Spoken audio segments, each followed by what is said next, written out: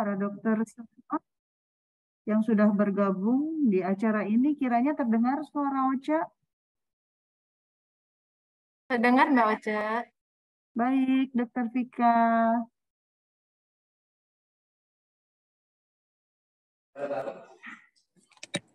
Siang Dita.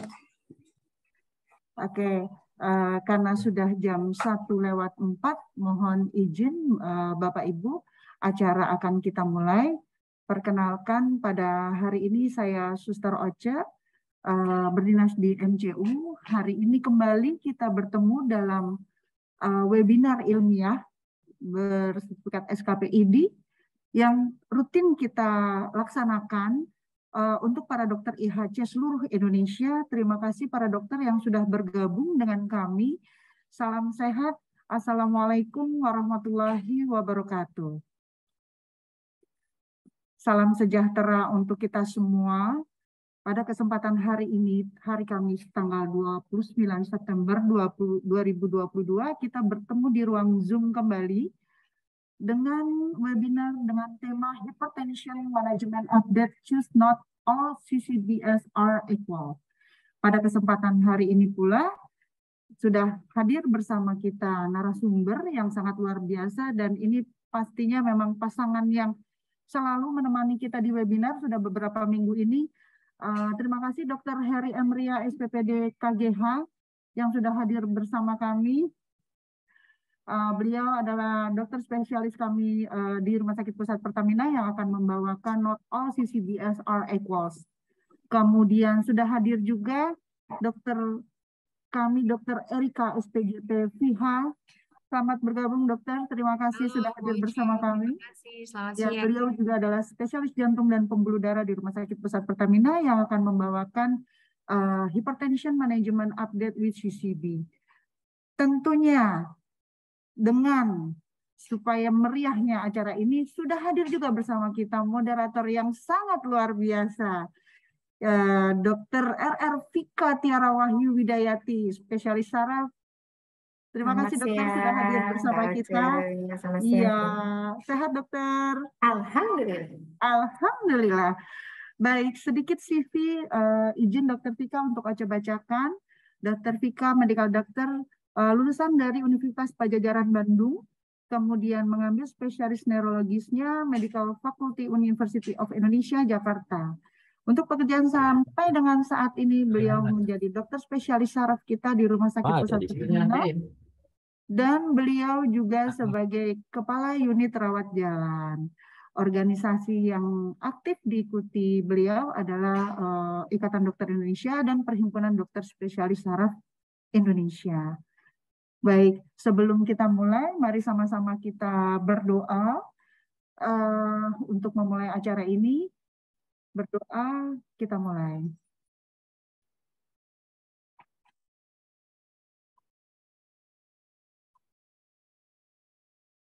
Berdoa selesai. Sebelum acara ini saya serahkan ke Dr. Vika.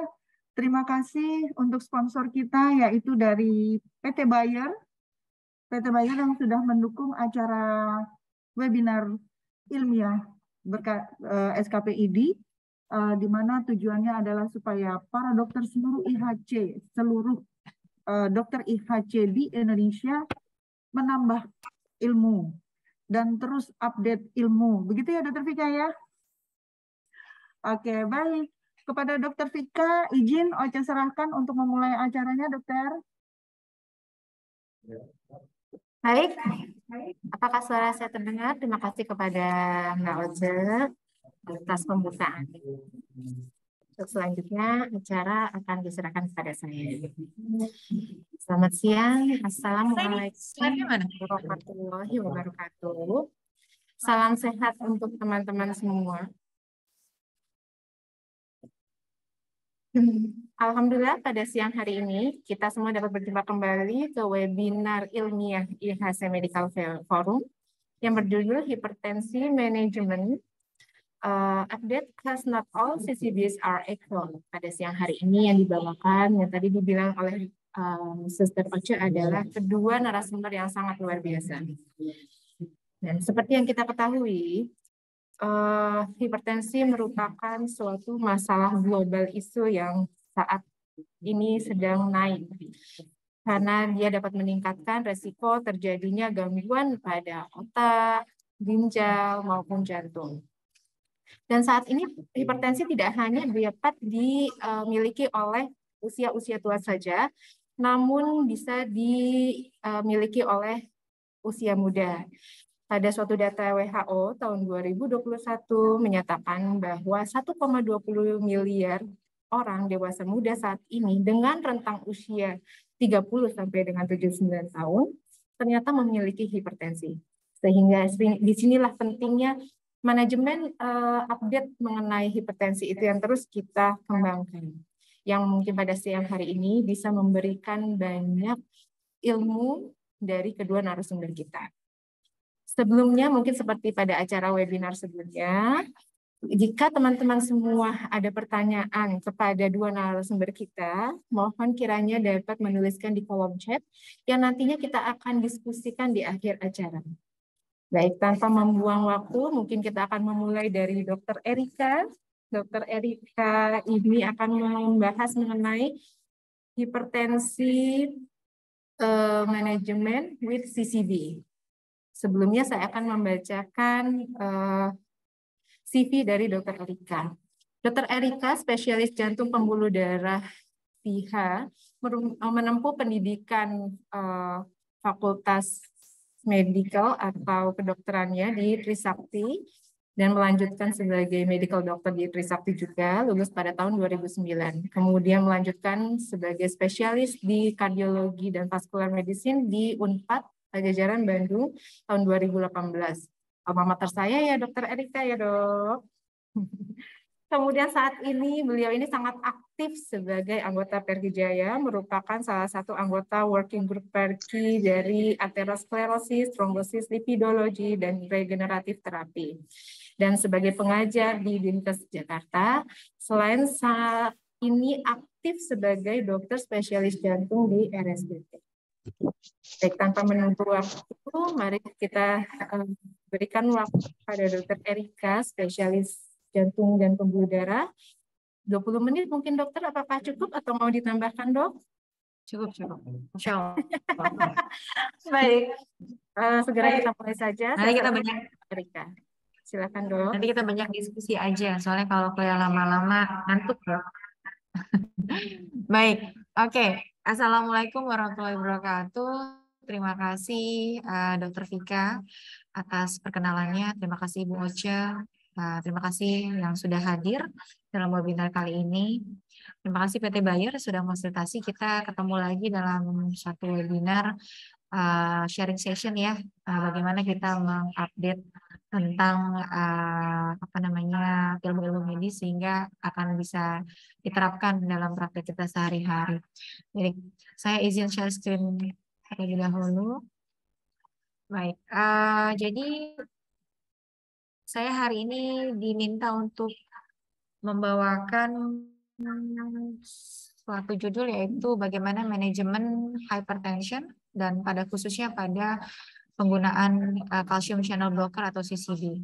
Dan di sini ada catatan bahwa not all CCB are equal dan tidak semua nifedipine are the same. Jadi kita meng-highlight ke arah CCB yang dihidropiridin dan terutama yang nifedipine. Baik. Kita tahu bahwa tadi sudah disebutkan Dr. Vika bahwa hipertensi ini merupakan prevalensi penyakit yang paling banyak ditemui sehari-hari di klinis ya. Saya rasa teman-teman semua di klinik itu pasti sering menemukan orang dengan hypertension. Bahkan nggak usah di rumah sakit, di sekeliling kita ya, entah itu saudara, entah itu orang tua, entah itu kerabat, itu banyak sekali yang dengan hypertension ya. Jadi betul kata Dr. Vika, prevalensi hipertensi ini menjadi masih tinggi ya, terutama salah satunya adalah di Indonesia sekitar 34,1% ya berdasarkan data yang terakhir. Lalu kenapa hipertensi ini menjadi isu yang harus kita lakukan manajemen yang tepat? Kenapa? Karena dia akan kita beresiko untuk terjadinya kejadian-kejadian serangan jantung, ya, stroke, ya, lalu gangguan fungsi ginjal, ya, kematian dan sebagainya. Sehingga manajemen hipertensi itu menjadi sangat penting. Baik.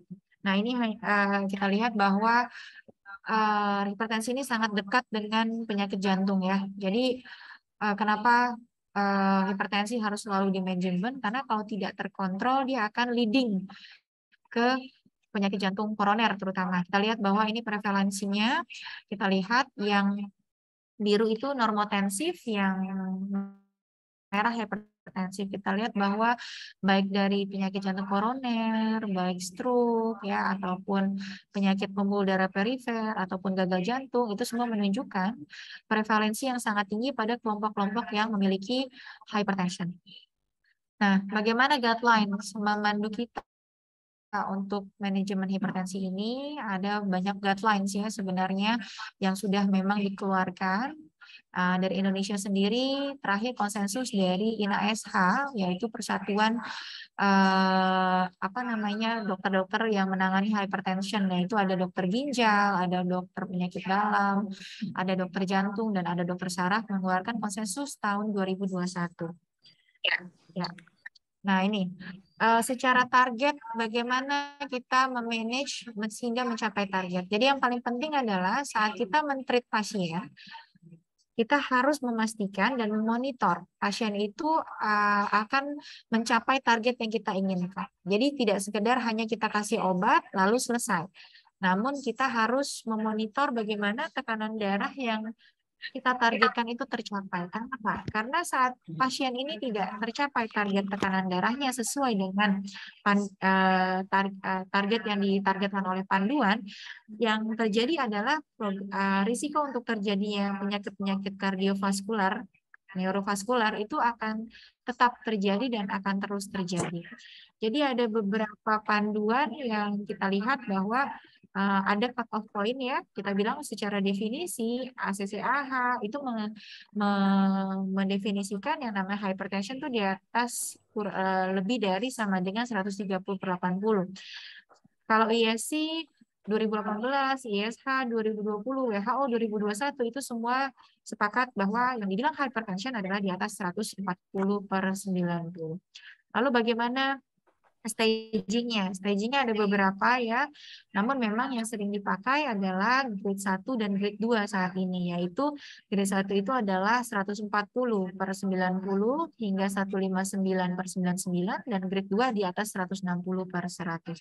Dan ini kenapa harus di-grading? Karena nanti akan berpengaruh pada bagaimana kita menata laksananya sesuai dengan alurnya. Kalau misalnya grade 1 mungkin masih ada tempatnya kita berikan lifestyle modifikasi ya, ataupun kita berikan obat dengan single, kita bilang monoterapi. Nah, kalau grade 2 biasanya kita sudah kombinasi dan langsung intervensi dengan obat-obatan. Nah, bagaimana age spesifik? Ini sering ditanyakan juga pasti teman-teman ya, di sehari-hari banyak menemukan pasien-pasien di usia lansia, di atas usia 65 tahun ke atas, masih akan berpikir, terus saya nurunin tensinya berapa dong? Kan umur saya segini, ini normal tensinya misalnya 150, 160. Yang harus diperhatikan adalah memang normalnya itu prosesnya, karena memang bertambah usia itu pasti ada pengaruh, kita bilang proses degeneratif, di mana pembuluh darah itu akan menjadi lebih stiff atau lebih kaku, sehingga terjadilah salah satunya adalah peningkatan tekanan darah. Namun perlu diingat, saat prosesnya itu alami bukan berarti jantung itu akan tetap bisa bekerja dengan baik dengan tensi segitu, sehingga tetap diteliti bahwa jantung itu akan lebih, terutama jantung ya, jantung, ginjal dan sebagainya, pembuluh darah itu akan lebih aman saat tensi itu di bawah 140/90. Namun ada beberapa dalam kondisi seperti orang tua di ISH, ISC maupun AH itu targetnya kalau misalnya di bawah 65 tahun itu kita turunkan lebih rendah dibandingkan dengan target normalnya di bawah 140/90. Yaitu 130/80, tapi ada kata-kata jika toleransi. Jika pasiennya mentoleransi, artinya kalau misalnya kita turunkan 130 atau di bawah 130, misalnya dia jadi 120/80 dan sebagainya, ternyata dia tidak ada respon yang tidak toleransi, misalnya dia pusing atau dia lemas atau malah gelingan, itu tidak bisa kita pakai target yang di bawah 130/80. Baik. Nah, ini adalah cara mengukur tekanan darah yang benar. Jadi memang diagnosis hypertension ini memang dapat kita lakukan baik dengan cara kita bilang manual ataupun kita lakukan sendiri di rumah ataupun datang ke rumah sakit ya. Namun memang yang dikatakan untuk mendiagnosis hipertensi itu kita memang wajib melakukan repetitive measurement. Jadi tidak bisa satu kali kita langsung diagnosis dia hypertension kecuali tensi yang kita temukan saat pertama kali itu lebih dari 180. Namun di bawah itu kita harus mengkonfirmasi. Salah satu tools yang sering kita pakai untuk mengkonfirmasi diagnosis hipertensi pada orang-orang yang memang baru pertama kali terdiagnosis hipertensi adalah penggunaan ABPM. Ambulatory Blood Pressure Monitoring. Nah, Ambulatory Blood Pressure Monitoring ini akan melakukan pemeriksaan secara 24 jam, melakukan repetitif pengukuran. Biasanya kita bisa setting 30 sampai 1 jam sekali, sehingga kita dapat mengetahui bagaimana tren tekanan darah pasien tersebut. Sehingga kita bisa melihat apakah trennya ini menuju ke hypertension, prehipertensi, atau bahkan normal. Karena dia akan membagi daytime, nighttime, hingga 24 jam average rata-ratanya. Dan juga akan melihat apakah ada, kita bilang morning surge, yaitu lonjakan tekanan darah yang terjadi pagi hari, yang memang ini berisiko untuk serangan stroke jantung yang sering terjadi pada waktu bangun tidur. Nah, yang perlu diperhatikan saat banyak pengukuran secara digital yang bisa dilakukan di rumah, itu harus dilakukan pengukurannya secara benar, baru kita bisa dapatkan tekanan darah itu kita bilang related memang untuk pasiennya. Contoh, pada saat pengukuran tekanan darah, usahakan cuff-nya itu harus sejajar dengan jantung ya. Jadi yang paling baik sebenarnya adalah dengan berbaring. Tapi kalau misalnya memang dia harus duduk, dia harus tangannya diganjal sejajar dengan jantungnya, sehingga tidak didapatkan overdiagnose atau over measurement ataupun under measurement. Dan yang perlu diperhatikan juga cuff dari alatnya itu juga harus sesuai dengan ukuran dari tangan pasiennya. Nah, bagaimana ini kita masuk ke drug treatment-nya. Nah, yang pertama kita harus tentukan dulu bahwa memang dia hypertension. Maka tadi saya bilang, sebelum kita melakukan drug treatment, kita harus buktikan dulu mengkonfirmasi diagnosis, establish diagnosis of hypertension. Nah, saat kita pertama kali mendapatkan pasien hypertension, pasti langkah pertama kita adalah advice lifestyle. Lifestyle ini merupakan lini pertama sebenarnya yang harus dilakukan, namun tetap kita melihat tekanan darahnya. Jika misalnya yang tadi saya katakan grade 2, lebih dari 160/100, biasanya memang kita harus lakukan immediate drug treatment atau kita langsung berikan obat. Kenapa? Karena berisiko akan lebih tinggi dan kita harus ingat bahwa lifestyle ini modifikasi tetap harus dilakukan, namun kita tahu bahwa pengaruh dari lifestyle ini tidak dalam jangka waktu yang pendek, sehingga pada kondisi-kondisi di mana tekanan darah memang kita anggap berisiko lebih tinggi, lebih dari 160, itu biasanya kita lakukan langsung pengobatan. Ya. Kalau misalnya grade 1, biasanya kita akan lihat ada tempatnya untuk dilakukan lifestyle modifikasi terlebih dahulu sebelum dilakukan pengobatan. Kecuali pasien-pasien dengan komorbid tambahan seperti dia pernah riwayat stroke, CKD, DM, ataupun ada target organ damage yang lain yang kita temukan pada pasien tersebut. Sehingga kita langsung, walaupun tensinya grade 1 saja, kita langsung melakukan immediate treatment atau optimal treatment. Ya, kalau misalnya memang dia tidak mempunyai kondisi-kondisi komorbid lainnya, itu kita bisa lakukan menyarankan modifikasi lifestyle terlebih dahulu, kita intervensi selama 3-6 bulan ya. Lalu kalau tidak ada perubahan baru kita start drugs. Jadi tergantung bagaimana profil pasien tersebut saat datang ke klinik kita. Nah, bagaimana secara strategi treatmentnya? Memang obat-obatan hipertensi ini sangat banyak dan kita tahu bahwa penyebab dari hipertensi esensial ataupun yang paling banyak ya 90% hipertensi itu adalah primer hypertension ataupun resistant hypertension yang penyebabnya multifaktorial, sehingga obat-obatan yang kita berikan juga bermacam-macam dan bisa kita kombinasikan. Baik, secara step pertama memang direkomendasikan A itu adalah ACE inhibitor atau ARB, ya. C itu adalah dihydropyridine calcium channel blocker, dan D itu adalah thiazid. Ini adalah kombinasi-kombinasinya. Idealnya memang kalau untuk di atas 160/100, kita bicara grade 2 langsung, biasanya kita memang langsung kombinasi ya dengan 2 obat. Kenapa kita lakukan penggunaan kombinasi terapi? Pertama adalah untuk efektifkan kita bilang kekuatan ataupun kita bilang efektivitasnya, namun dengan meminimalisir efek samping yang ditimbulkan dari obat tersebut. Nah, ini kombinasinya jadi sangat mungkin antara ACE atau ARB dikombinasi dengan calcium channel blocker, lalu atau ACE inhibitor ditambah dengan diuretik thiazid, ataupun kalau misalnya dibilang resisten hypertension, kita bisa tambahkan yang keempat yaitu spironolactone atau mineral corticoid antagonis ya, atau spironolactone dengan dosis start 12,5 hingga 50 mg. Ini adalah obat-obatannya, golongannya, ACE inhibitor pilihannya antara lain captopril, dan sebagainya, ARB yang belakangnya tantan, dan CCB dihydropyridine. Ini ada golongan yang belakangnya pin, amlodipin, felodipin, nifedipin, lecarnidipin. Ya, ideal yang obat-obat treatment hipertensi yang ideal adalah satu, syaratnya treatmentnya harus sesuai dengan evidence base ya. Tentunya dia harus ada pembuktian secara ilmiah bahwa saat kita berikan obat itu dia mengurangi angka hospitalisasi ataupun mortality ya. Lalu sebisa mungkin diberikan once daily, karena kita tahu bahwa yang namanya hypertension ini adalah kronik progresif, artinya pengobatannya juga akan jangka waktu panjang, sehingga kita harus memperhatikan compliance atau ketaatan, kepatuhan minum obat dari pasien, sehingga yang akan terpilih adalah yang diberikan 1 kali sehari.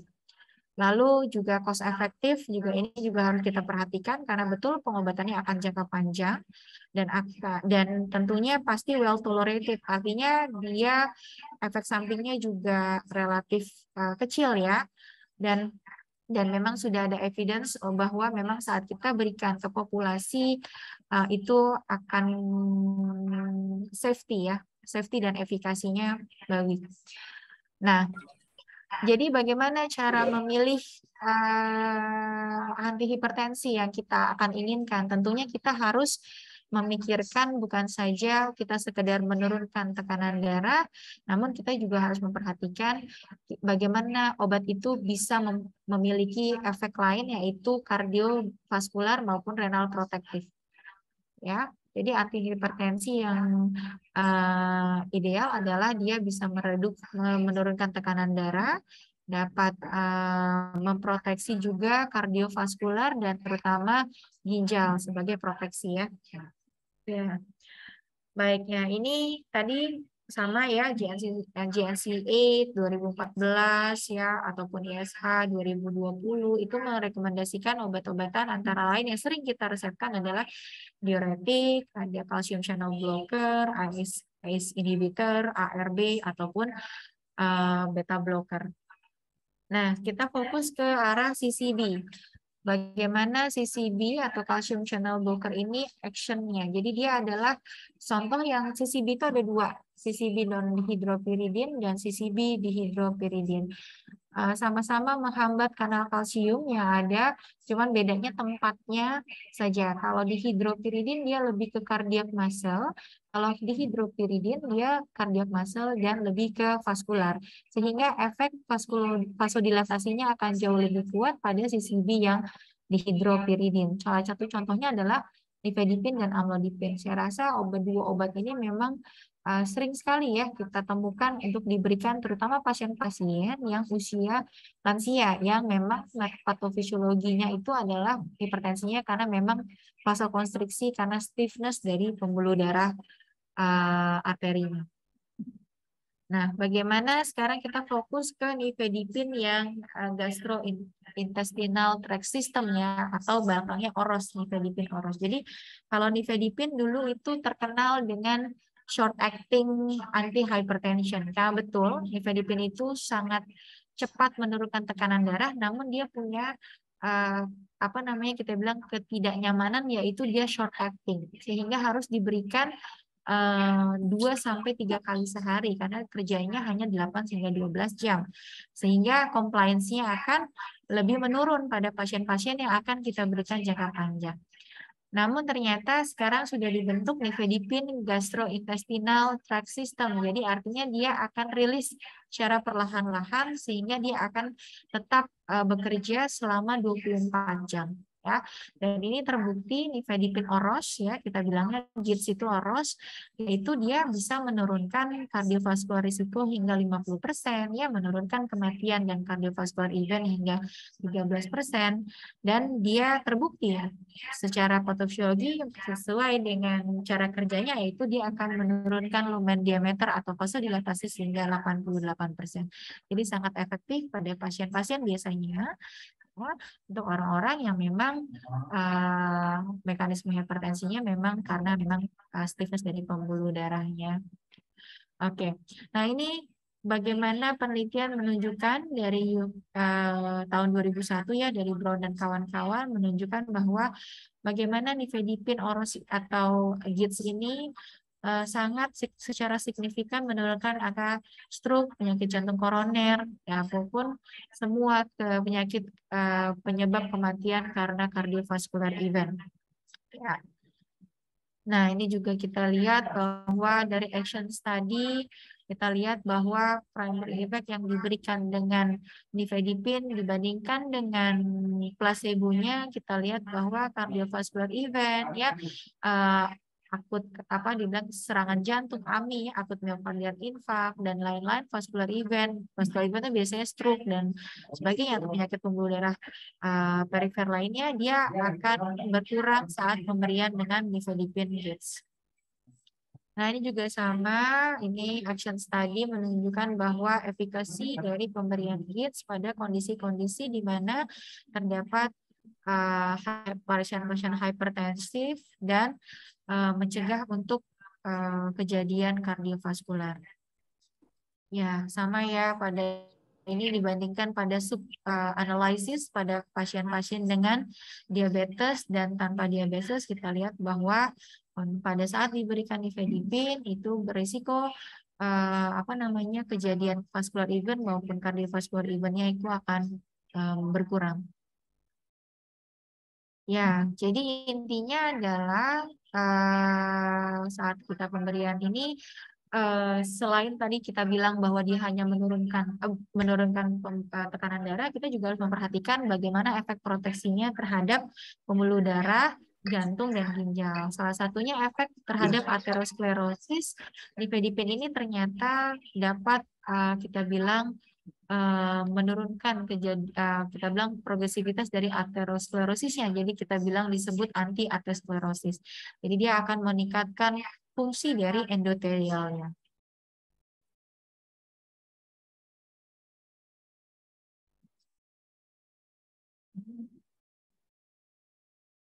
Sebentar, saya pindah slide dulu. Oke. Ya, ini sama ya. Jadi bagaimana ini adalah grafik saat kita lihat tabelnya saat bagaimana nifedipine ini terbukti dapat meningkatkan fungsi dari endotelial di koroner sehingga menurunkan risiko untuk terjadinya serangan jantung ya ataupun kejadian-kejadian coronary event ya. Kita lihat bahwa improvement sekitar 85% pada endothelial function di koroner dibandingkan dengan placebo yang tidak diberikan nifedipine oros. Oke. Jadi secara conclusion bisa kita dapatkan bahwa nifedipine yang oros ini dia memang memiliki keuntungan dibandingkan CCB class lainnya, dapat menurunkan target organ damage ya, dan dia juga stable drugs ya. Artinya kenapa? Dia lebih konsisten kerja 24 jam sehingga kita bisa berikan 1 kali sehari dan itu nyaman untuk pasiennya. Sehingga isu compliance yang memang kita sering dapatkan pada penggunaan jangka panjang itu bisa kita kurangi dengan penggunaan 1 kali sehari. Efikasinya juga baik ya, dengan tolerability dan safety juga baik ya. Dia juga punya efek selain ke kardiovaskular juga di renal protection-nya juga. Nanti mungkin akan dibahas lebih dalam oleh Dr. Heri ya, di bagian ginjal bagaimana efek terhadap renal proteksinya. Lalu dia juga sudah dibuktikan tadi dengan action study bahwa pada pasien-pasien diabetes ternyata pemberian nifedipin ini juga dapat menurunkan risiko untuk terjadinya mikrovaskular maupun makrovaskular complication dari orang-orang diabetes. Dan dia sangat efektif ya, saya bilang tadi terutama pada orang-orang dengan usia lansia, di mana memang kita tahu usia lansia itu memang salah satu penyebab utamanya adalah dari stiffness dari pembuluh darah, sehingga saat kita berikan vasodilator itu sangat-sangat efektif dalam menurunkan tekanan darahnya. Dan itu cukup sekian, Dr. Vika dan teman-teman semua. Semoga bermanfaat. Wassalamualaikum warahmatullahi wabarakatuh. Terima kasih kepada Dr. Erika atas pemaparan yang luar biasa. Untuk beberapa dokter-dokter mungkin bisa untuk refreshment, dan untuk teman-teman yang lain bisa untuk menambah pengetahuan mengenai hipertensi ini dan terapinya. Baik, untuk berikutnya mungkin saya akan mengundang Dr. Heri M. Pria sebagai pembicara kedua untuk bicara mengenai not all CCBs are equal because your 24 hours protection very important. Nanti saya slide-nya akan dilakukan di sini. Sebelumnya saya akan membacakan CV beliau dulu. Dr. Heri M. Ria merupakan dokter spesialis penyakit dalam, konsultan ginjal hipertensi yang aktif di Rumah Sakit Pusat Pertamina Jakarta, menempuh pendidikan dokter umum di FK Trisakti tahun 1997, kemudian melanjutkan ke spesialis penyakit dalam di Undip Semarang tahun 2008, dan untuk konsultan ginjal hipertensi di FP PAPDI tahun 2014. Baik, tanpa menunggu waktu yang lama, mungkin saya persilahkan kepada Dr. Heri untuk memaparkan mengenai not all CCBs are equal because your 24 hours protection very important. Oke, terima kasih. Sebelumnya Assalamualaikum warahmatullahi wabarakatuh. Pertama-tama saya ucapkan terima kasih kepada teman-teman sejawat dokter di lingkup Pertamedika IHC yang sudah datang di acara ini, hadir. Dan juga saya ucapkan terima kasih kepada PT Bayer ya, yang sudah memberikan kesempatan saya untuk bicara di forum ilmiah ini. Dan juga saya ucapkan kepada panitia Pertamedika IHC yang sudah menyelenggarakan acara ini. Menurut saya acara ini cukup bagus agar kita teman-teman sejabat bisa paham tentang update-update ilmu, pengetahuan tentang di dunia kedokteran, khususnya hipertensi, dan ada kesamaan visi dalam menangani pasien. Oleh karena itu, saya mulai presentasi saya ini, di mana saya dapat judul tentang not all CCB are equal, di mana slide pertama tentang hipertensi. Hipertensi sudah dijelaskan oleh Dr. Erika tadi, merupakan suatu problem kesehatan masyarakat di dunia, termasuk di Indonesia, dan prevalensinya dari tahun ke tahun juga makin meningkat, dan juga angka kesakitan dan kematian juga akan tinggi. Dan ini diakibatkan karena komplikasi daripada hipertensi tersebut. Dan kurang lebih 25,8% pasien-pasien slide sebelumnya.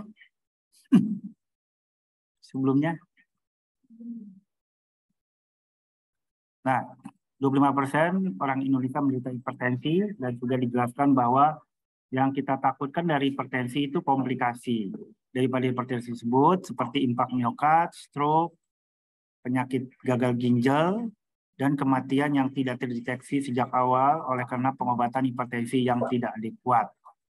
Oleh karena itu, penanganan hipertensi ini harus dilakukan secara komprehensif agar kita bisa menurunkan angka kesakitan dan kematian daripada hipertensi tersebut. Slide.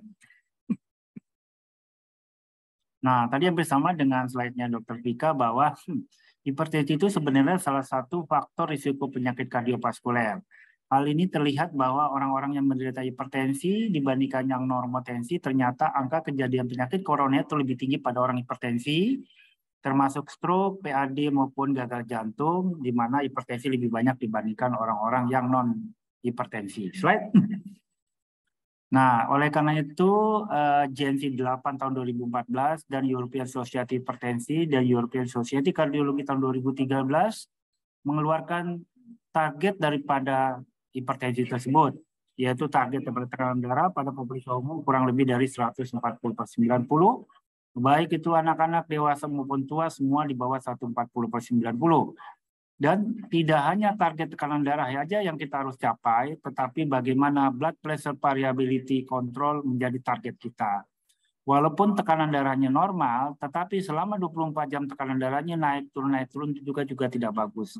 Sebaiknya blood pressure variability harus terkontrol dengan baik. Sehingga itu juga bisa menurunkan angka kesakitan dan kematian penyakit kardiovaskuler dan penyakit ginjal. Slide. Nah, sehingga JNC 8 tadi tahun 2014 mengeluarkan obat-obat hipertensi. Dan obat-obat hipertensi untuk populasi umum ada beberapa macam, yaitu diuretik, calcium channel blocker, ARB, ACE inhibitor, dan beta blocker. Beta blocker saat ini tidak direkomendasikan untuk pengobatan hipertensi awal, karena berdasarkan penelitian, dia banyak meningkatkan angka kematian kardiovaskuler, miokard infark, dan stroke dibandingkan penggunaan obat-obat ARB. Jadi beta blocker itu bukan hanya obat hipertensi, kecuali pada kondisi-kondisi tertentu, misalnya pada kondisi aritmia, infark miokard, itu menjadi beta blocker menjadi pilihan utama selain obat-obat yang tadi. Nah, slide lagi. Nah, sehingga obat-obat hipertensi tersebut harus mempunyai kriteria yang bagus sebagai obat antihipertensi, yaitu pertama adalah menurunkan tekanan darah, kedua, bisa mengontrol blood pressure variability kontrol yang baik, dan juga manfaat terhadap jantung dan ginjal.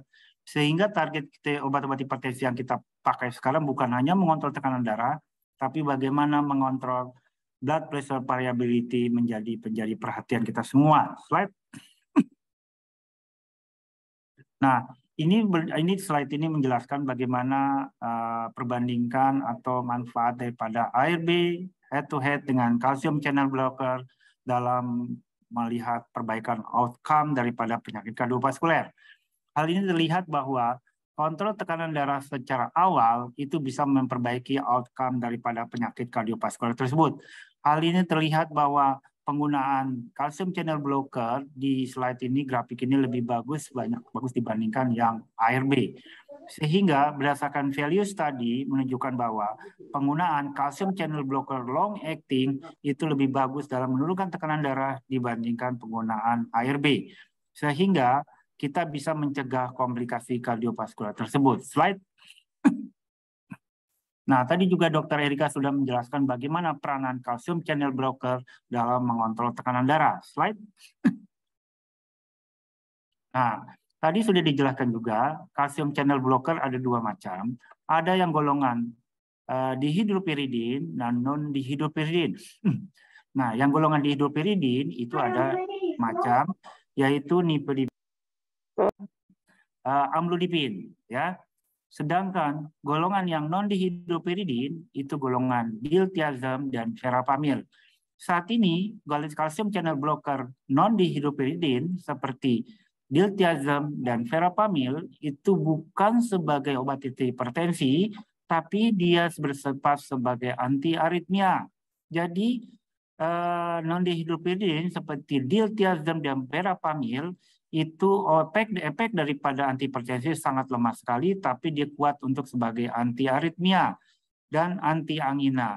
Sedangkan dihidropiridin seperti nifedipin dan amlodipin dia obat antihipertensi murni.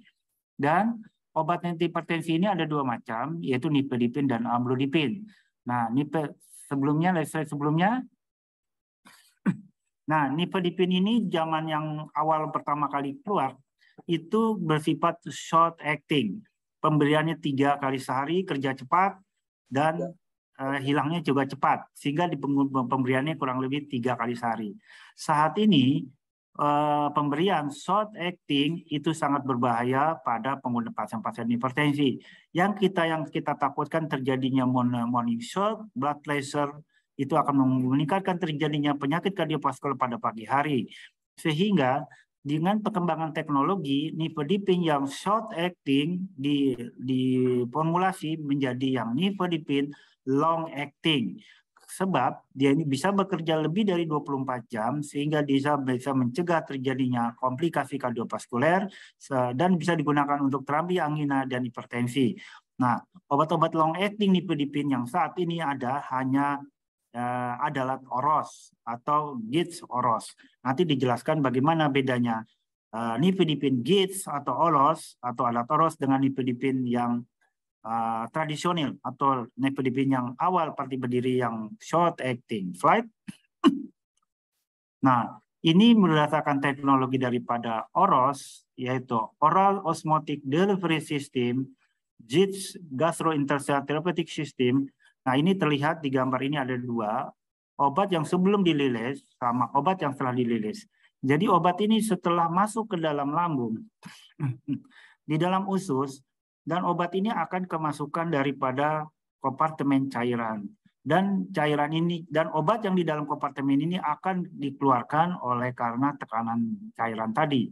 Sehingga obat tersebut akan keluar dilepas secara lambat sehingga teknologi OROS ini atau GITS ini itu bisa bekerja selama 24 jam.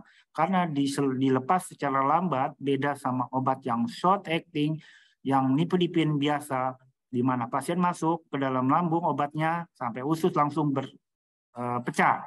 Sehingga dia tidak bisa bertahan selama 24 jam, dia hanya bertahan 8 jam, sehingga sering diberikan 3 kali sehari. Beda sama yang teknologi oros ini bisa diberikan 1 kali 24 jam, sehingga bisa meningkatkan komplain atau kepatuhan dari pasien untuk minum obat. Slide. Nah, kita ketahui bahwa tadi CCB itu calcium channel blocker itu ada 2 dihidropiridin, non-dihidropiridin. Yang kita bicarakan adalah yang dihidropiridin. Ada 2 jenis CCB yang dihidropiridin, yaitu amlodipin dan nifedipin. Nah, tidak semua CCB itu sama dan tidak semua nifedipin itu juga sama. Oleh karena itu, slide ini, presentasi ini akan menjelaskan apa bedanya antara CCB biasa, nifedipin biasa dengan nifedipin GITS oros. Nah, ada oros atau nifedipin GITS oros itu bisa mengontrol tekanan darah meningkat selama critical morning period. Nah, kita tahu bahwa pasien pada waktu malam hari tensi akan turun, sedangkan pada pagi hari itu akan naik. Nah, apabila kita bekerja dengan obat-obat yang short acting, yang 3 kali sehari, pagi belum minum obat, sehingga terjadi peningkatan secara mendadak pada pagi hari bangun tidur, antara jam 4 sampai jam 6, itu akan sering terjadi penyakit kardiovaskuler. Oleh karena itu dicari obat-obat yang bekerja secara long acting selama 24 jam, agar tidak terjadi peningkatan tekanan darah pada pagi hari. Dan nifedipin GITS ini, oros ini, itu bisa menurunkan morning blood pressure shoot atau peningkatan tekanan darah pada pagi hari pada pasien-pasien hipertensi. Sehingga dengan menurunkan morning blood pressure shoot pada pagi hari, sehingga bisa menurunkan risiko penyakit kardiovaskuler. Sehingga kerusakan target organ kita bisa kurangi. Slide. Nah, ini juga bagus juga, ini slide ini menjelaskan bagaimana TP ratio daripada masing-masing CCB. TP ratio itu perbedaan antara tekanan darah waktu pertama kali minum dengan pagi hari, di mana perbedaannya tidak boleh lebih dari 0,5. Kalau lebih dari 0,5 itu cukup bagus karena dia tidak meningkatkan blood pressure variability sehingga dia bisa menurunkan kerusakan organ. adalah kalau satu nifedipin GIS itu angka TP rasionya 0,8 sampai 1,07, sedangkan nifedipin standar atau nifedipin tradisional itu hanya 0,4 sampai 0,6.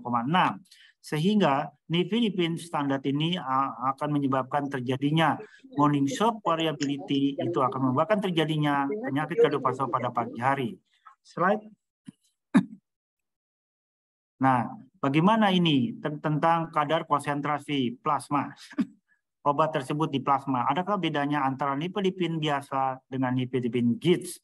Ini ada penelitian menyatakan bahwa pada yang nifedipin GIS yang 20 mg per hari itu memang konsentrasinya langsung cepat tinggi, tapi cepat juga turun. Nah, ini juga nggak bagus. Jadi artinya dia cepat menurunkan tekanan darah, tapi tekanan darahnya juga cepat tinggi juga, ya, menurunkan darah cepat, tapi nah itu juga karena konsentrasinya tingginya hanya sesaat, 1 jam, setelah itu konsentrasi turun. Ini yang membahayakan risiko terjadinya penyakit kardiovaskuler.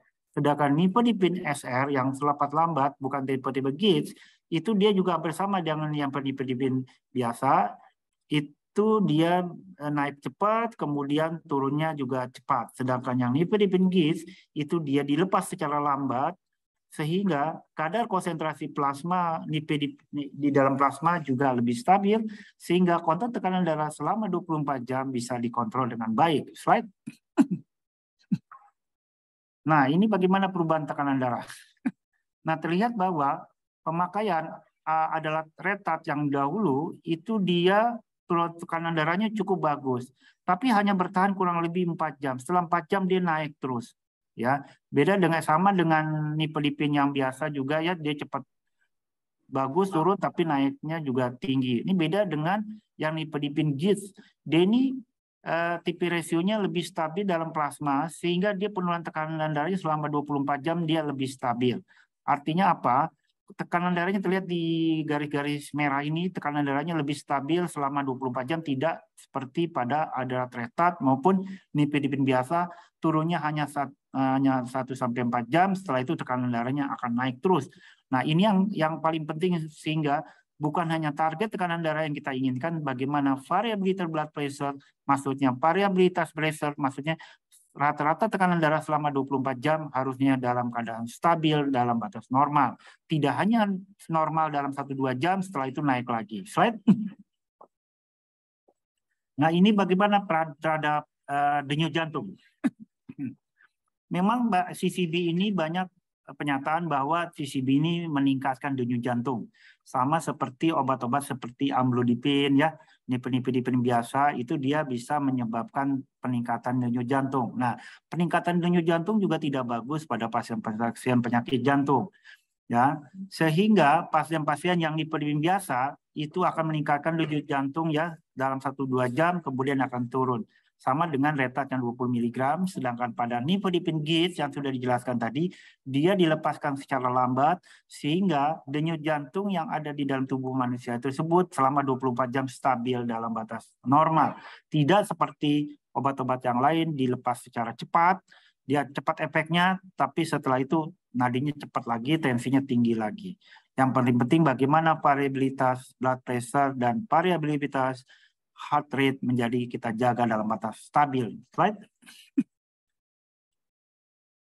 Nah, ini bagaimana nifedipin GIS dibandingkan dengan amlodipin. Kita ketahui bahwa teman-teman sejawat mungkin sering menggunakan obat-obat amlodipin. Karena obat amlodipin ini mungkin murah, mudah didapat, ya. Tapi selain dia meningkatkan denyut jantung, ternyata efek daripada penurunan tekanan darah lebih bagus pada nifedipin GIS oros. Dalam arti baik tekanan darah sistolik maupun diastolik, terlihat yang merah nifedipin GIS, sedangkan yang biru yang amlodipin. Jadi lihat dari tekanan darah lebih bagus pada nifedipin GIS atau oros dibandingkan amlodipin. Slide. Nah, ini bagaimana efek terhadap pelepasan daripada norepinefrin antara amlodipin dengan nifedipin GIS. Nah, terlihat pada yang slide yang di atas, gambar di atas, bahwa nifedipin GIS pelepasan kadar norepinefrinnya bisa tidak terlalu tinggi, tidak seperti pada amlodipin. Inilah yang menyebabkan amlodipin itu sering menyebabkan takikardi dibandingkan yang nifedipin GIS. Kenapa? Kadar norepinefrin pada pasien-pasien diberikan amlodipin cukup tinggi, baik yang diberikan waktu pemberian terapi pertama maupun setelah kondisi stabil. Norepinefrin pada pasien-pasien pemberian amlodipin cukup tinggi dibandingkan nifedipin GIS. Right? Nah, ini bagaimana terhadap efek samping? Memang yang kita takutkan dari setiap obat pasti ada efek samping. Yang CCB yang kita kenal efek samping yang sering kita jumpai yaitu adanya udem, sakit kepala, headache maupun flushing, panas ya. Tapi dibandingkan antara nifedipin oros, GIS ya, ada oros dibandingkan yang amlodipin, ternyata amlodipin, efek amlodipinnya lebih, odemnya lebih tinggi pada amlodipin dibandingkan dengan nifedipin oros. Dan headache, sakit kepala juga amlodipin lebih tinggi. Ini udah studi pada 2.000 pasien ya. Dan ini cukup banyak. Ini menandakan bahwa nifedipin GIS efek sampingnya lebih minimal baik sakit kepala maupun odem dibandingkan dengan amlodipin. Slide. Nah, ini bagaimana untuk kontrol tekanan darah selama jangka panjang. Jadi sudah dijelaskan tadi bagaimana kita bisa mengontrol tekanan darah dalam 24 jam, dalam 30 hari maupun tahunan ya. Bagaimana dengan kita mengontrol tekanan darah, mengontrol denyut jantung sehingga kita bisa mencegah atau menurunkan angka kesakitan dan kematian penyakit kardiovaskuler. Dan bukan hanya target daripada tekanan darah yang kita capai, tapi bagaimana mengontrol denyut jantung daripada pasien tersebut. Slide.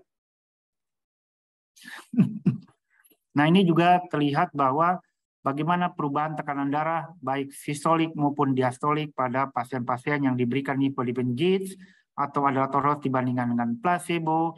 Ternyata penurunan tekanan darah sistolik maupun diastolik lebih bagus pada pemberian nifedipin GIS yang titik merah. Dia bisa mencapai target tekanan darah yang kita inginkan dan bertahan kurang lebih 24 jam sampai selama 5 tahun. Dia juga bisa mengontrol tekanan darah dibandingkan dengan placebo yang masih terlalu tinggi. Slide. Nah, sekarang manfaatnya sebagai tadi sudah pada cardiac protection, sekarang bagaimana untuk renal protection. Slide. Nah, di slide ini sebelumnya sudah dijelaskan bahwa nifedipin sudah terbukti terjadi perbaikan dalam mencegah peningkatan albumin uri pada pasien-pasien normal hipertensi dan bisa menurunkan albumin uri pada pasien-pasien hipertensi. Kita ketahui bahwa albumin uri itu merupakan suatu alat adanya albumin di urin. Dalam keadaan normal, albumin itu tidak boleh ada di urin. Apabila ada, berarti ginjalnya ada gangguan. Jadi albumin uri atau protein uri, dia banyak manfaat. Pertama sebagai alat diagnostik, kedua target terapi, yang ketiga sebagai alat prognostik daripada outcome daripada ginjal. Sehingga apabila kita bisa menurunkan albumin uri atau protein uri, kita bisa menghambat progresivitas dari penurunan produksi ginjal, baik yang normotensi maupun pasien-pasien yang hipertensi. Slide. Nah, ini dijelaskan kita tahu bahwa GFR ini untuk menghitung fungsi ginjal ada dua ya, ada arteriol dan ada arterial afferent dan efferent. Kita ketahui bahwa CCB itu banyak bekerja di arterial afferent, sedangkan ARB dan ACE inhibitor banyak bekerja di efferent ya. Sedangkan CCB itu bisa bekerja juga di efferent, tapi lemah tidak sekuat pada ARB maupun pada golongan ACE inhibitor. Slide. Nah, ini bagaimana peranan nifedipin GIS dibandingkan dengan HCT dan amyloid dalam menurunkan perbaikan fungsi ginjal, yaitu dari GFR. Hal ini terlihat bahwa pemakaian nifedipin GIS itu GFR-nya lebih bagus dibandingkan yang hidroklorid amyloid dalam beberapa tahun, P kurang dari 0,05, sehingga nifedipin GIS secara signifikan bisa memperbaiki GFR dan renal plasma flow pada pasien-pasien gangguan fungsi ginjal. Slide. Nah, ini juga dibandingkan penggunaan diuretik kombinasi yang tadi dengan penggunaan nifedipin GIS, ternyata yang mengalami gangguan fungsi ginjal ternyata lebih banyak pada penggunaan diuretik dibandingkan nifedipin GIS atau oros. Mungkin ini karena tadi sudah dijelaskan bahwa nifedipin GIS itu bisa menurunkan albumin uri pada pasien-pasien hipertensi sehingga dia bisa menghambat progresivitas penurunan fungsi ginjal dengan memperbaiki GFR dibandingkan diuretik yang tidak bersifat sebagai anti proteinuria maupun anti albumin uri. Slide. Nah, sehingga kesimpulannya nifedipine GIST atau oros itu sangat bagus dalam mengontrol blood pressure variability dibandingkan CCB yang lain seperti amlodipine, ya. Kemudian dia sehingga dengan kita mengontrol blood pressure variability, jadi selama 24 jam tekanan darah itu akan lebih stabil sehingga bisa menurunkan risiko target organ damage, baik itu pada ginjal maupun pada jantung. Kedua, nifedipine GIST atau oros ini sudah merupakan obat yang dilepaskan secara lambat sehingga dia bisa bertahan selama 24 jam dalam darah sehingga pemberiannya hanya diberikan 1 kali sehari. Hal ini berguna selain dia bersifat dia meningkatkan compliance atau kepatuhan dari pasien minum obat karena pasien nggak sering minum obat, nggak banyak-banyak minum obat, sehingga pasien teratur minum obat otomatis tekanan darahnya akan lebih turun dan lebih stabil dibandingkan yang pemakaian short acting yang 3 kali sehari. Kedua, dengan adanya yang dilepas lambat ini, tekanan darah selama 24 jam itu akan lebih terkontrol, baik tekanan darah sistolik, diastolik maupun denyut jantung.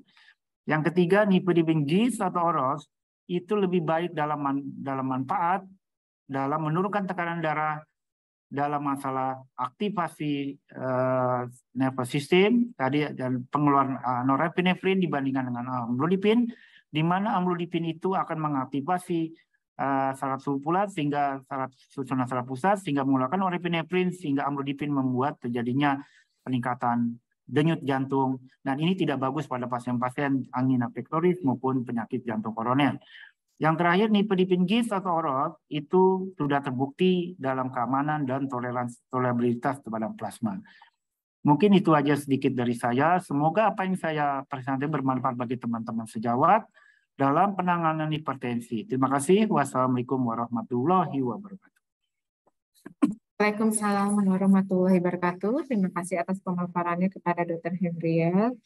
Sudah sangat jelas dan menarik. Baik, untuk selanjutnya kita akan buka sesi diskusi pada siang hari ini. Tadi saya lihat kolom chat memang belum ada beberapa pertanyaan dari teman-teman. Saya persilakan kepada teman-teman jika ada pertanyaan dapat mengisi di kolom chat yang nantinya jadi bahan untuk diskusi kita bersama. Mungkin sambil menunggu pertanyaan, ada beberapa pertanyaan dari saya kepada Dr. Erika maupun Dr. Heri. Mungkin bisa nanti dari Dr. Heri, mungkin ada tambahan, atau dari Dr. Erika, mungkin ada tambahan pertanyaan. Bisa. Yang pertama yang saya ingin tanyakan kepada Dr. Erika. Tadi di slide Dr. Erika dikatakan bahwa definisi hipertensi dari WHO 2021 maupun ISH 2020 trendingnya memang agak sedikit naik ya dok ya, jadi lebih dari atau sama dengan 140. Dan dikatakan normal itu sekitar di bawah 130, high normal 130 sampai 139. Nah, kadang-kadang di klinik, terutama mungkin bagi teman-teman dokter umum, itu ada sedikit pertanyaan dari pasien. Dok, saya usia 30 tahun tapi sudah 135 per 80. Apakah saya harus minum obat antihipertensi, apalagi terutama mungkin dia ada riwayat hipertensi pada keluarga. Nah, bagaimana Dokter Erika? Apakah pasien itu harus kita edukasi apa? Ya, silakan dok.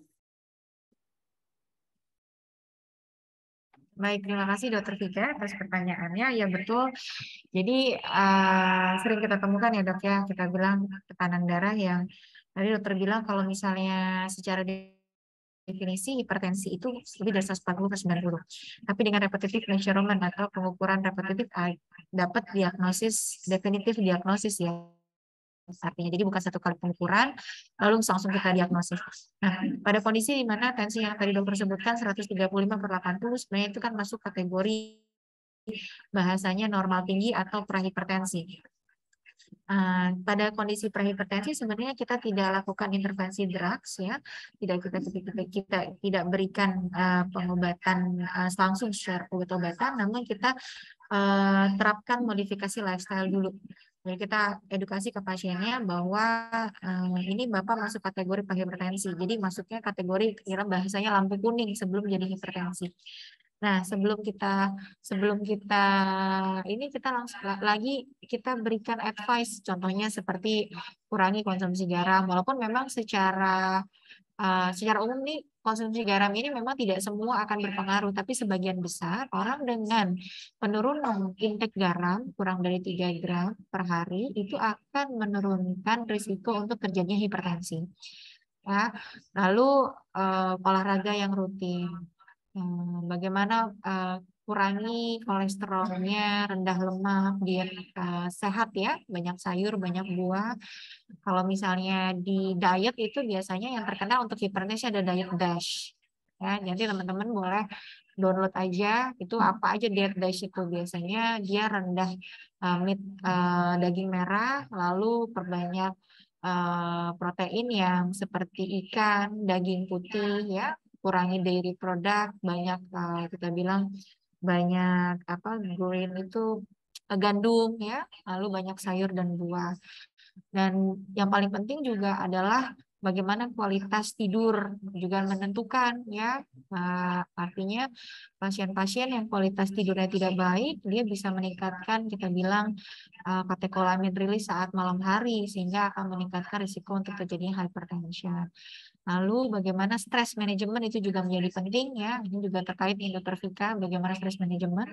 Jadi saya rasa itu semua harus kita terapkan dan edukasi ke pasiennya dan tetap monitor tekanan darah karena bisa saja misalnya keluarganya punya genetik hypertension, jadi dia sebelum usia yang kita anggap hipertensi karena usia dia sudah muncul lebih awal, jadi sehingga pada orang-orang yang punya genetik hypertension di keluarga harus melakukan monitoring tekanan darah lebih sering untuk mencegah terjadinya diagnosis hipertensi yang tidak underdiagnosed, kita bilang seperti itu, Dok. Baik, terima kasih kepada Dr. Erika. Mungkin ada tambahan mungkin dari Dr. Heri Emria? Cukup ya. Baik, Dok. Ini kemudian ada pertanyaan dari Dr. M. Aditya Ridoni. Terima kasih atas pertanyaan, Dokter. Ada 2 pertanyaan, mungkin bisa saya tanyakan, mungkin awalnya ke Dr. Erika, nanti bisa ditambahkan oleh Dr. Heri Emria. Jadi pertanyaan adalah yang pertama, untuk tata laksana hipertensi urgensi, Dok, nifedipin oral sublingual apakah dapat digunakan dan apakah ada efek reboundnya? Nah, ini pertanyaan yang umum biasanya memang kalau buat teman-teman IGD ya, Dok ya. Jadi untuk hipertensi urgensi, mungkin Dr. Erika bisa jawab.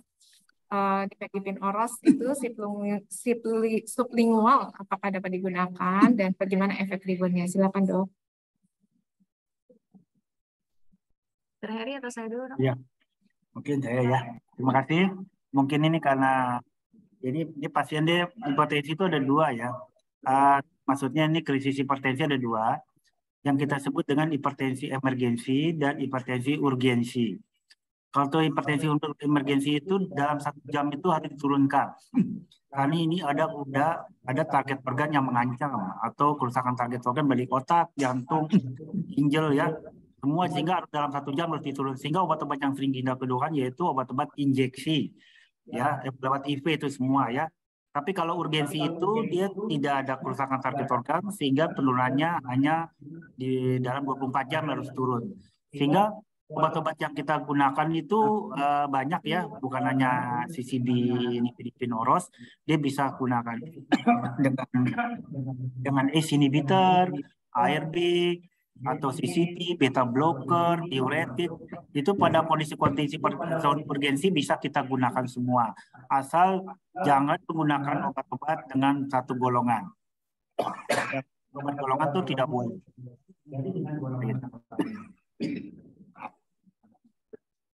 Hingga dalam 24 jam tensi itu harus turun. Nah, bagaimana pemberian lewat sublingual? Saat ini pemberian obat-obat anti hipertensi secara sublingual sudah tidak dianjurkan lagi ya. Jadi penggunaan obat-obat sublingual itu hipertensi sudah tidak dianjurkan dan pemberian semua lewat oral. Jadi tidak menganjurkan sublingual. Nah, bagaimana efek reboundnya terhadap nifedipin? Nah, semua obat-obat hipertensi efeknya pasti hipotensi. Jadi itu aja efeknya. Ya. Kedua, itu aja ya. Dok, mungkin itu dulu untuk yang hipertensi urgensi, dok. Mungkin ada tambahan dari Dokter Erika? Ya, jadi kalau Dokter Adit spesifik nanya nifedipine oros boleh nggak dok ditaruh di sublingual ya? Pada kondisi emergency kita harus turunin ya. Memang kalau benar kata Dokter Heri, memang sekarang preferable oral ya. Cuman kadang-kadang mungkin dalam kondisi emergency kita masih memang pakai sublingual sih dok. Tapi dalam kondisi memang terpaksa sekali ya. Nah, pada nifedipine oros sebenarnya tidak dianjurkan sih sublingual karena dia itu didesain slow release ya. Kita bilang dia terintegrasi dengan sistem gastrointestinal berdasarkan pokoknya osmotik ininya ya, apa namanya yang ada di intestin, jadi sehingga dia akan slow release nih dok. Jadi kalau dokter taruh di sublingual sebenarnya tidak efektif. Kalau mau yang ditaruh di sublingual itu adalah nifedipine yang biasa, yang short acting. Cuman hati-hati dokter, saat pemberian nifedipine yang biasa itu dia akan efek vasodilatasnya sangat kuat. Ya betul, yang kita takutkan adalah rebound efeknya dari pemberian SL tersebut. Sehingga saat pemberian misal terpaksa kita harus pakai sublingual, kita langsung overlapping seperti kata Dokter Heri ke oral. Gitu. Jadi saya tidak anjurkan nifedipine oros ini digunakan kondisi sublingual. Jadi dia untuk maintenance mungkin iya. Kalau kita mau switch ke sublingual, pilih yang golongan nifedipine saja yang biasa. Baik. Yang kedua itu untuk yang pertanyaan kedua, ini mungkin sedikit banyak sesuai dengan apa nanti yang saya akan tanyakan. Sebenarnya yang pertama adalah pemilihan antihipertensi pada ibu hamil. Dan untuk pasien yang preeklamsia, kalau Dokter Adit juga tanyakan, bagaimana dosis nifedipine orosnya dok, bila target tekanan darah belum tercapai pada pasien hamil dengan preeklamsia? Jadi ada dua pertanyaan di sini Dokter Heri dan Dokter Erika. Yang pertama pemilihan agent hipertensi pada kasus pasien hamil. Kemudian bagaimana dosis nifedipine oros pada pasien hamil dengan preeklamsi jika target tekanan darah belum tercapai. Ya silakan, Dok. Oke, terima kasih. Jadi pada pasien-pasien ibu hamil itu tidak semua obat-obat antihipertensi kita berikan. Tidak seperti orang-orang yang tidak hamil. Kita tahu bahwa kita selain mengobati ibu pada orang hamil, kita harus menjaga bayinya. Jangan sampai kita hanya mengobati ibunya, tensinya bagus, tapi efek samping daripada ke janinnya juga jelek. Jadi obat yang tidak boleh diberikan pada wanita hamil ada dua, yaitu ACE inhibitor atau ARB. Itu tidak boleh diberikan pada wanita hamil. Yang lain tuh boleh. Hanya pada pasien-pasien dengan trimester ketiga atau trimester terakhir, itu hati-hati terhadap pemberian beta blocker. Beta blocker itu hati-hati pada trimester ketiga. Beda sama trimester 1 kedua. Kenapa di trimester 3 terus hati-hati? Karena kita tahu bahwa beta blocker itu mengontrol denyut jantung. Sehingga apabila kita berikan beta blocker, kalau terjadi gawat janin pada si bayi, sehingga kita tidak kelihatan ini gawat janin atau tidak karena penggunaan beta blocker tersebut. Nah, yang dianjurkan pada pasien-pasien yang hamil, nomor 1 adalah metildopa. Itu obat yang first line untuk wanita hamil. Ya, kecuali ada keadaan emergensi, kita harus memberikan IV. Tapi kalau keadaan yang stabil, yang urgensi, mungkin kita berikan oral, yaitu metildopa. Metildopa itu bisa digunakan 3 kali sehari, 3 kali 250 atau 500 mg. Apabila dengan metildopa tersebut tidak terkontrol dengan baik, barulah kita berikan golongan CCB. CCB ini ada dua tadi ya, ada yang bersifat oros, ada yang bersifat tradisional yang lama. Kalau kita menurunkan dengan cepat, ya kita menggunakan nifedipine yang biasa. Nah, kalau kita mengontrol denyut jantung atau tekanan darah lebih panjang, kita menggunakan oros. Nah, penggunaan nifedipine oros ini selalu kita menggunakan yang 1 kali 100, 1 kali 1 tablet ya. yang sediaan ya. Jadi penggunaan nifedipin oral yang tadi sudah dijelaskan, dia bekerja kita bekerja 24 jam, dosisnya jadi 1 kali sehari. Jadi ya itu. Jadi pertama metidopa, kalau metidopa tidak terkontrol, barulah kita berikan obat-obat yang CCB golongan kerja lambat, yaitu nifedipin GIT ini. Dosisnya 1 kali sehari. Mungkin itu dari saya. Baik, kalau tambahan dari saya sih, sebenarnya pada penggunaan hamil dosis nifedipin oral tetap sama ya dok ya, 1 kali 30 mg. Kalau tidak turun boleh kombinasi dengan obat-obatan seperti Dopamed ya bisa diberikan hingga 3 kali 1000 mg. Jadi kalau misalnya sudah kombinasi obat tersebut lalu misalnya memang tidak perbaikan juga, kita harus lihat patofisiologi dari preeklampsi sendiri adalah hipertensinya karena kehamilan. Jadi tentu saja saat kita melakukan terapi antihipertensi yang gagal, istilahnya sudah crisis hypertension pada preeklampsi, tentunya obat yang paling utama adalah bagaimana melahirkan biasanya ya, melahirkan janinnya, sehingga kondisi yang kita takutkan dari preeklampsi itu akan menurun saat bayinya lahir. Jadi tentunya akan ada intervensi dari objinnya sendiri, itu harus dipertimbangkan. Namun tadi kalau misalnya memang belum ada intervensi dari pihak objin, boleh kita berikan adalah poros 1 kali 30 dikombinasi dengan dopamin hingga 3 kali 1000. Kira-kira seperti itu Dr. Vika. Baik, terima kasih atas jawabannya Dr. Heri maupun Dr. Erika. Kemudian ada pertanyaan lagi nih dok. Tadi dikatakan oleh Dr. Heri Emri ya bahwa efek samping CCB mungkin yang biasa dikeluhkan pada pasien adalah UDEM ya dok ya. Nah, yang walaupun memang kejadian UDEM pada pemakaian amlodipin maupun nifedipin itu terlihat lebih greater pada amlodipin, namun apa yang harus kita sebagai dokter lakukan jika pasien itu ternyata mengalami efek samping bengkak di kaki? Apakah kita langsung menyetop obat CCB tersebut atau dan men-change-nya ke agent yang lain atau seperti apa dok? Silakan Dr. Heri. Terima kasih. Kita tahu tadi sudah dijelaskan semua CCB itu efek sampingnya terjadinya UDEM, ya, sakit kepala dan kadang-kadang plus ya, panas. Nah, kenapa ini bisa terjadi? Karena kerjanya CCB itu dia dilatasi daripada afren, sehingga terjadi dilatasi daripada pembuluh darah vena ya. Nah, semua obat-obat CCB itu ada efek samping yaitu UDEM tadi. Nah, sehingga kalau pasien-pasien yang mengalami UDEM, sebaiknya kita hindarilah penggunaan CCB. Kalau terpaksa kita menggunakan CCB, jangan diberikan CCB tunggal. Dia harus dikombinasi dengan obat yang lain, yaitu golongan ACE inhibitor atau ARB. Kita tahu bahwa ACE inhibitor atau ARB, angiotensin receptor blocker, itu dia bekerja di dilatasi arteriola efren. Dia bisa juga di afren tapi lemah dibandingkan yang efren. Jadi apabila CCB membuka arterial afren sedangkan ACE inhibitor ARB membuka efren, sehingga keduanya kebuka sehingga bisa mengurangi terjadinya UDEM. Jadi untuk mencegah terjadinya UDEM penggunaan CCB ada beberapa macam.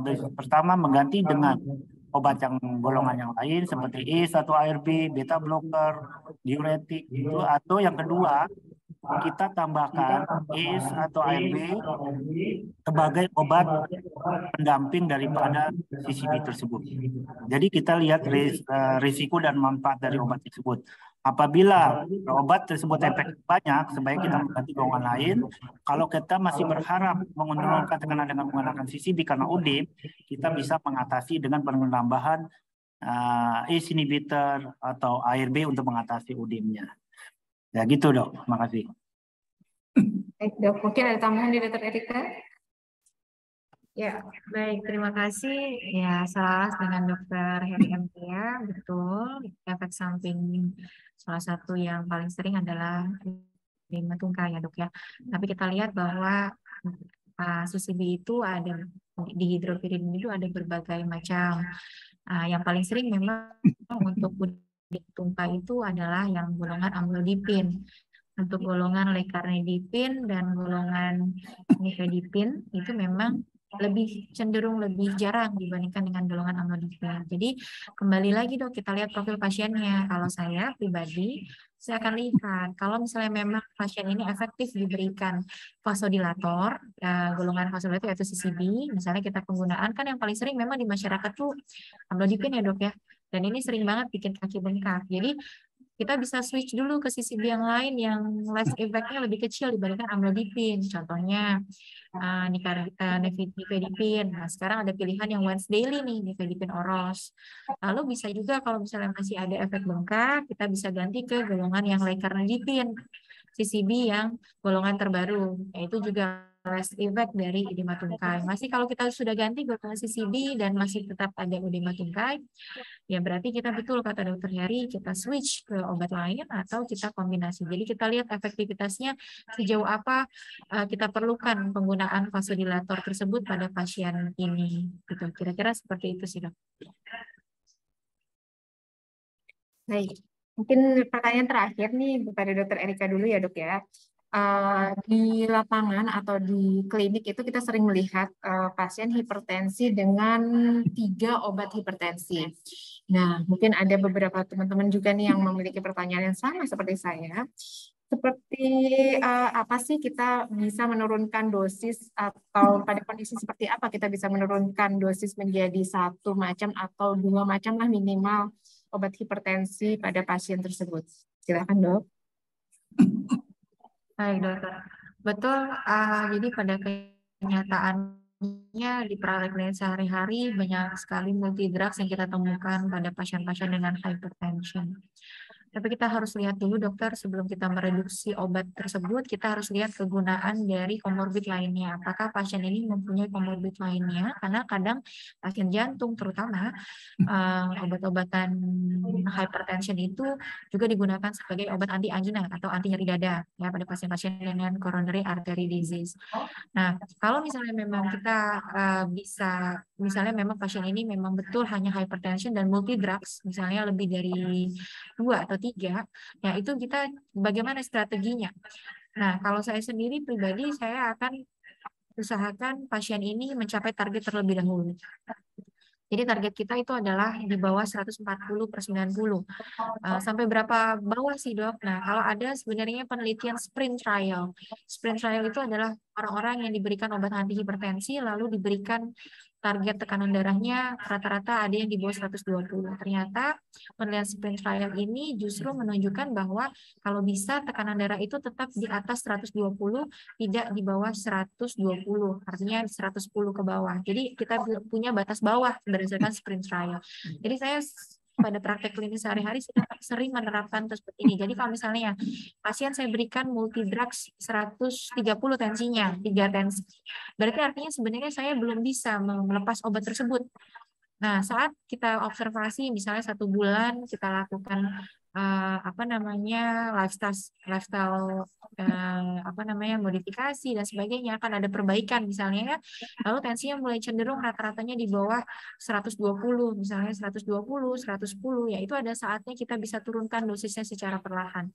Mungkin kita pilih dulu mana yang kita anggap biasanya lihat profilnya. Kalau misalnya orang tua, kita akan turunkan obat-obat, misalnya kalau kita kombinasi dengan thiazid atau diuretik, kita turunkan dulu diuretiknya dok. Jadi saya pertahankan biasanya ACE atau CCB-nya.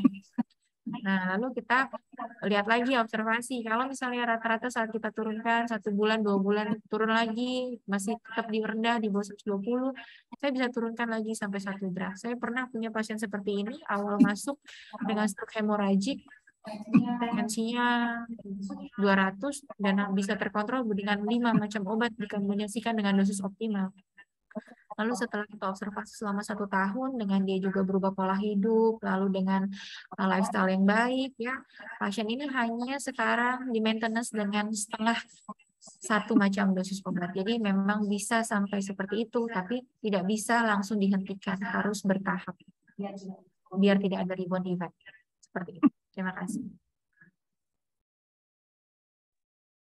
Ada tambahan dokter Heri? Oke. Terima kasih. Jadi kita sebaiknya bagaimana mencapai target yang kita inginkan. yaitu goalnya apa daripada penanganan hipertensi. Yaitu pertama adalah mencapai target tekanan darah, kedua mencegah komplikasi daripada hipertensi tersebut.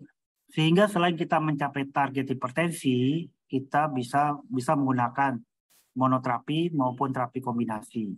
Nah, yang paling penting kita melakukan terapi kombinasi dengan beberapa obat boleh, tapi tidak boleh dengan golongan obat yang sama, dengan obat yang berbeda. Nah, target tekanan darah itu harus tercapai agar tidak terjadi kerusakan target organ tersebut. Nah, sekarang ini kan banyak obat-obat hipertensi yang beredar ya. Banyak kita dapati pasien itu sudah memakai 4 macam obat yang tidak terkontrol. Makin obat yang banyak kita gunakan, sehingga compliance atau kepatuhan pasien dalam minum obat juga akan berkurang. Karena kebanyakan obat, sehingga pasien bosan, jenuh, sehingga pasien nggak minum obat, tensi nggak terkontrol, sehingga kerusakan target organ juga akan lebih cepat terjadi. Sehingga berdasarkan penelitian, di jurnal itu, makin sedikit obat yang kita gunakan, komplain pasien lebih bagus, sehingga komplikasi target organ juga lebih sedikit. Sehingga sekarang banyak yang beredar itu single pill kombinasi. Jadi misalkan golongan ARB dikombinasi dengan CCB, golongan ARB dikombinasi dengan diuretik. Sekarang banyak obat-obat yang single pill kombinasi dengan tujuan untuk meningkatkan komplain pasien. Jadi sekarang teman-teman sejawat, bagaimana mengurangi obat-obatan hipertensi agar pasien lebih patuh minum obat sehingga target tekanan darah bila lebih tercapai. Yang paling penting bagi saya, kalau kita melakukan kombinasi terapi, tidak boleh dengan golongan obat yang sama. Itu dari saya. Terima kasih. Baik, terima kasih kepada Dr. Heri maupun Dr. Erika. Mungkin cukup sekian untuk kita berdiskusi ya dok ya. Cukup banyak ilmu maupun input dari Dr. Heri maupun Dr. Erika yang bisa kita ambil pada siang hari ini. Mungkin kalau boleh saya sebagai moderator untuk menyimpulkan pembicaraan kita pada siang hari ini adalah hipertensi merupakan global isu dunia yang memiliki resiko terhadap timbulnya penyakit CVD, jantung maupun ginjal. Diperlukan manajemen terapi yang optimal untuk memberikan regulasi tekanan darah maupun proteksi terhadap organ-organ tubuh yang merupakan organ target dari hipertensi tersebut. CCB merupakan salah satu antihipertensi yang direkomendasikan dan memberikan banyak benefit, terutama pada nifedipine GIDS maupun OROS, memberikan banyak benefit untuk ginjal maupun untuk mikrovaskular dan makrovaskular. Baik, terima kasih banyak kepada kehadiran teman-teman semua. Terima kasih banyak kepada teman-teman semua atas terselenggaranya acara ini. Untuk pertanyaan yang ada, nanti berikutnya bisa kami sampaikan langsung ya dok, jawabannya.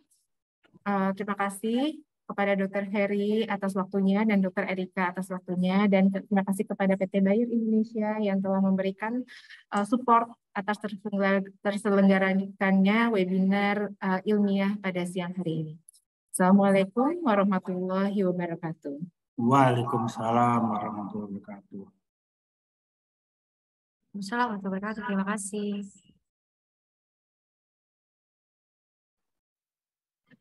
Terima kasih, Dr. Erika, Dr. Tika.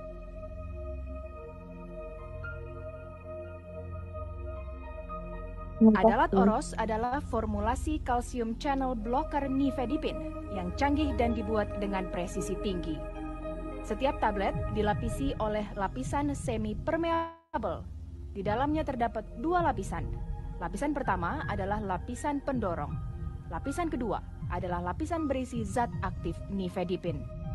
Di sisi yang berisi nifedipine, ada sebuah lubang kecil yang dibuat oleh sinar laser. Dari lubang inilah, nifedipine akan keluar perlahan. Berikut adalah demonstrasi tablet Adalat Oros, di mana nifedipine diganti dengan tinta biru untuk visualisasi. Ketika tablet Adalat Oros masuk ke dalam sistem pencernaan, tablet akan menyerap air sehingga tekanan osmotik di dalam tablet meningkat dan nifedipine terdorong keluar secara konstan dan perlahan. Hasilnya, konsentrasi nifedipine dalam darah tetap konstan selama 24 jam. Tekanan darah pasien terkendali dan stabil. Dengan teknologi GITS inilah, Adalat Oros memberi perlindungan 24 jam untuk pasien hipertensi. ACTION merupakan studi berskala besar pertama yang dilakukan pada penderita coronary artery disease. Dengan jumlah peserta yang besar, studi ini adalah studi ilmiah yang baik. Pasien peserta studi ACTION telah mengalami masalah kardiovaskuler itu sendiri, yang ditandai dengan angina stabil kronik. Penggunaan Adalat Oros dapat memberikan tambahan manfaat pada penderita angina stabil kronik yang juga menderita hipertensi, di mana selain didapatkan tambahan penurunan tekanan darah yang lebih besar, ternyata didapatkan manfaat lain, yaitu penurunan gagal jantung baru sebesar 38%, penurunan stroke yang menyebabkan kecacatan sebesar 33%, penurunan semua jenis stroke atau transient ischemic attack sebesar 28%. Pada studi ENCORE atau Evaluation of Nifedipine and Serivastatin on Recovery of Endothelial Function, Adalat Oros terbukti memiliki efek protektif terhadap pembuluh darah di samping menurunkan tekanan darah. Adalat Oros menghambat progresi aterosklerosis dan memperbaiki fungsi endotel sebesar 88%.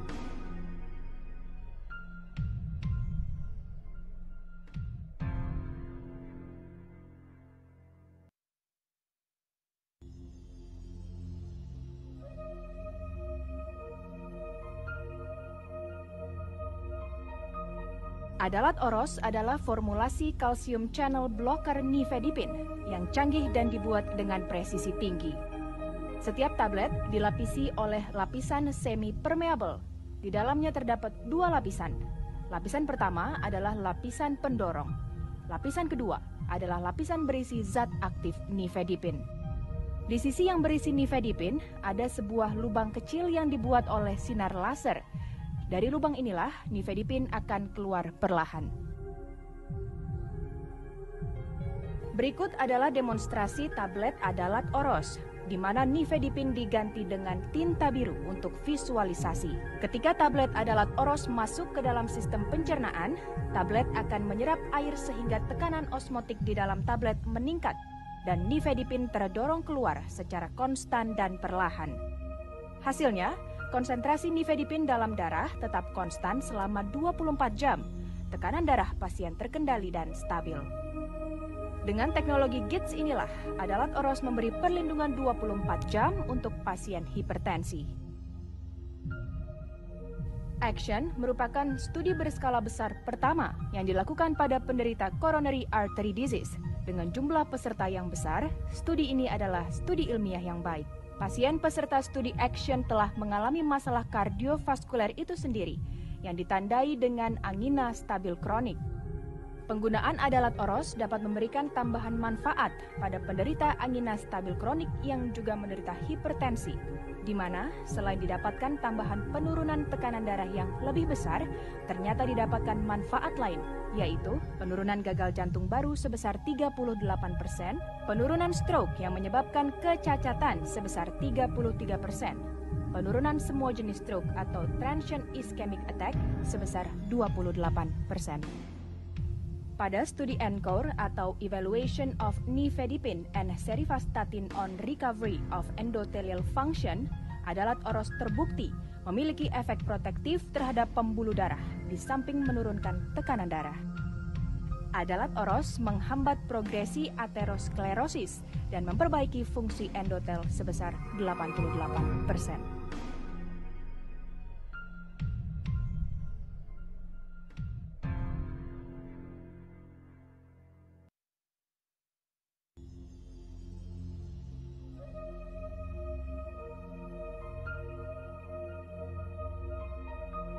Adalat Oros adalah formulasi kalsium channel blocker nifedipine yang canggih dan dibuat dengan presisi tinggi. Setiap tablet dilapisi oleh lapisan semi-permeable. Di dalamnya terdapat dua lapisan. Lapisan pertama adalah lapisan pendorong. Lapisan kedua adalah lapisan berisi zat aktif nifedipine. Di sisi yang berisi nifedipine ada sebuah lubang kecil yang dibuat oleh sinar laser. Dari lubang inilah nifedipine akan keluar perlahan.